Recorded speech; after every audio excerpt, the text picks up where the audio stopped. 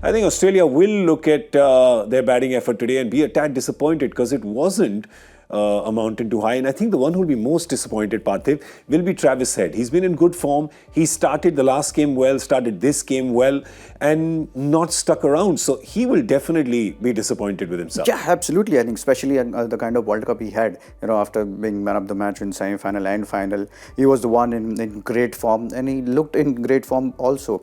So it's not that you can't say that he was not in form. He was hitting it really well. Today he hit 3 boundaries, the first 3 balls. So obviously, team looks up to a batter who is in form. The team looks up to a batter who is set, especially in T20 format. And there have been some reckless shots. I mean, if you look at that shot which he played against Parthiv Patel in last game, today also it was kind of a nothing shot. They didn't try to do anything, just from the crease, giving away all the stumps. So basically, Australia would be disappointed that Travis, a player like Travis Head, who's got a great run in Test match cricket, in one-day cricket, but not been able to put that into T20 format. Maybe it's like a kind of an example of like Surya Kumar Yadav, where he gets runs in T20 format but not in one day. But here Travis Head is that example where he gets in 2 formats but not get runs in T20. And also more so because the only one from that ODI World Cup winning squad who's actually stayed back for the entire series, didn't play the first few games because was nursing a hangover. That's my explanation of their official explanation, which was that he was chilling. But yeah, so he stayed back. The most experience, when you look down that batting lineup, there's a lot of Big Bash experience, there's a lot of International League experience, not a lot of experience when it comes to playing international cricket, not a lot of experience when it comes to playing in India, right? For a lot of those players, not too much, except Matthew Wade down at the bottom at number 7, and of course Travis Head right at the top. So they obviously wanted more from Travis Head. And I think also, Parthiv, is such a good point that you say that it has been his least out of all 3 formats.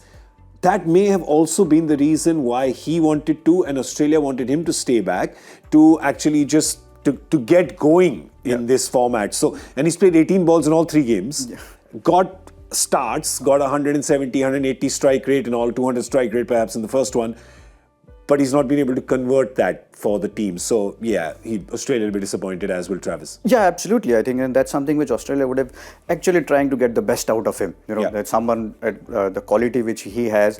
We've seen him how well he has played in other formats. So that's why they wanted him to be in a form. In maybe when going forward in T20 format, they won't have David Warner. They are still looking for another opener there. So probably they would have wanted Travis Head to find the tempo of T20 cricket.